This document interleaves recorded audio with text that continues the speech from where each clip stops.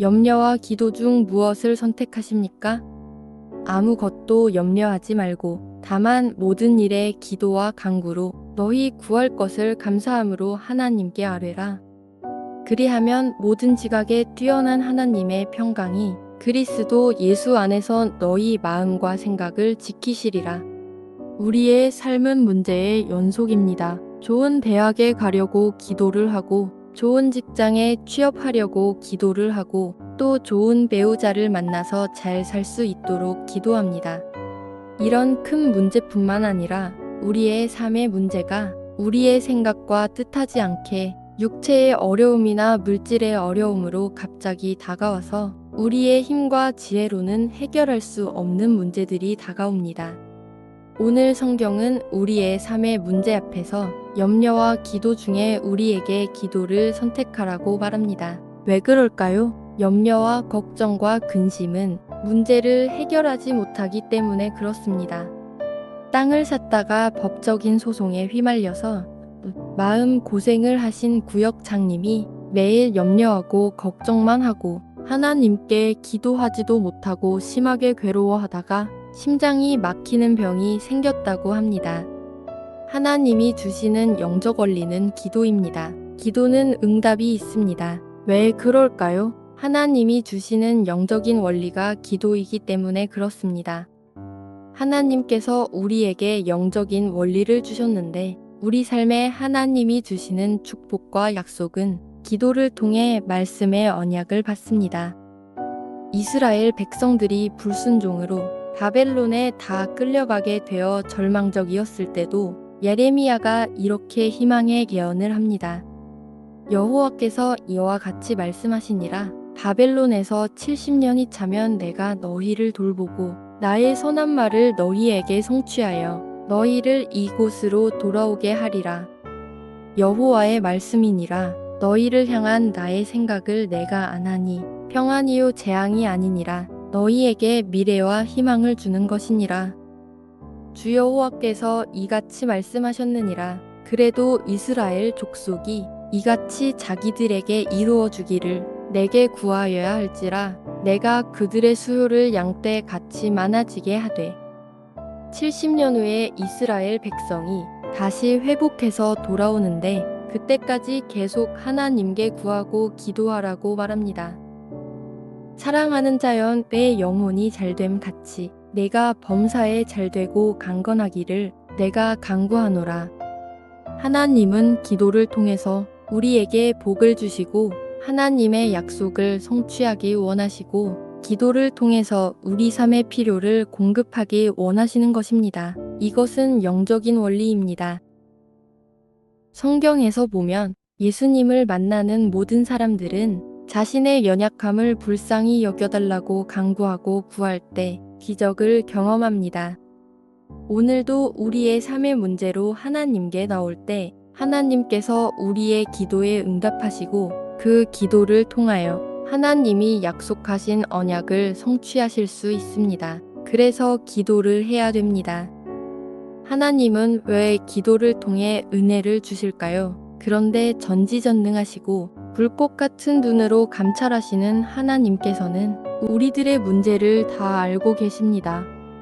그렇다면 문제에 어려움이 있으면 그냥 해결해 주시고 필요한 것이 있으면 주시면 되는데 왜 기도를 통해서 응답하기 원하십니까?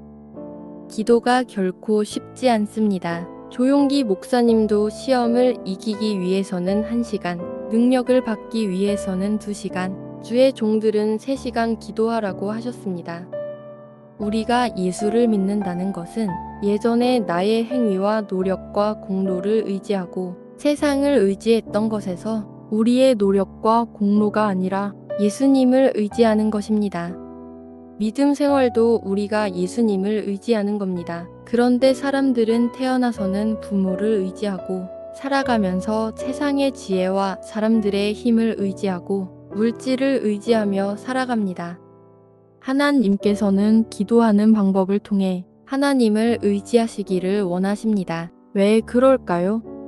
너희는 그 은혜에 의하여 믿음으로 말미암아 구원을 받았으니 이것은 너희에게서 난 것이 아니요 하나님의 선물이라.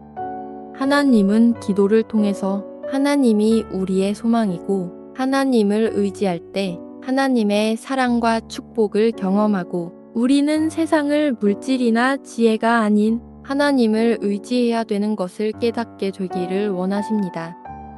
그래서 기도를 통해서 응답하시고 하나님의 통치와 다스림을 경험하고 하나님을 깊이 인격적으로 만나고 완전한 하나님의 나라 천국을 사모하게 되는 것입니다. 예수님은 우리의 삶의 문제만 맡기기를 원하시는 것이 아니라 우리 인생의 모든 삶을 주님께 의지하기 원하십니다. 기도의 응답은 언제 옵니까? 그리하면 모든 지각에 뛰어난 하나님의 평강이 그리스도 예수 안에서 너희 마음과 생각을 지키시리라.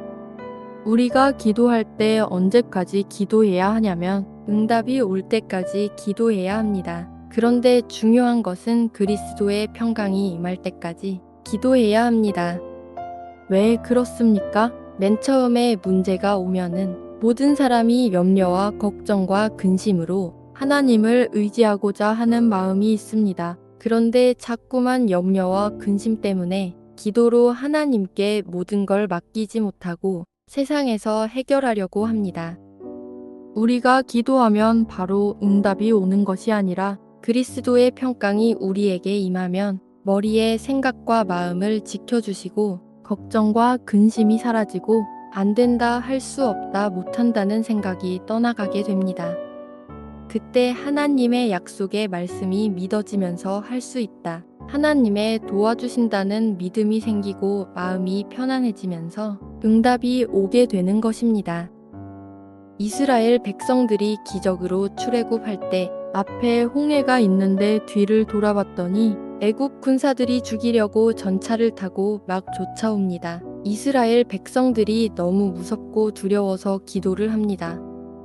바로가 가까이 올 때에 이스라엘 자손이 눈을 들어본즉 애굽 사람들이 자기들 뒤에 이른지라 이스라엘 자손이 심히 두려워하여 여호와께 부르짖고 이스라엘 백성들이 처음에는 기도하다가 마음의 극심한 두려움과 공포 때문에 기도가 안 돼서 모세를 원망합니다. 우리들도 우리가 해결할 수 없는 큰 문제가 생기면 걱정과 근심으로 기도가 안 나옵니다.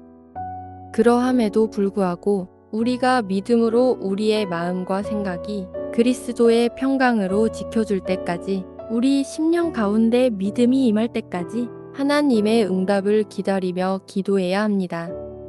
귀신 들린 자녀로 속이 타는 아버지가 예수님의 제자들이 귀신을 못 쫓아낼 때 예수님께 할 수 있거든 고쳐달라고 부탁을 합니다. 그러나 예수님께서는 아버지의 약한 믿음을 탓하십니다.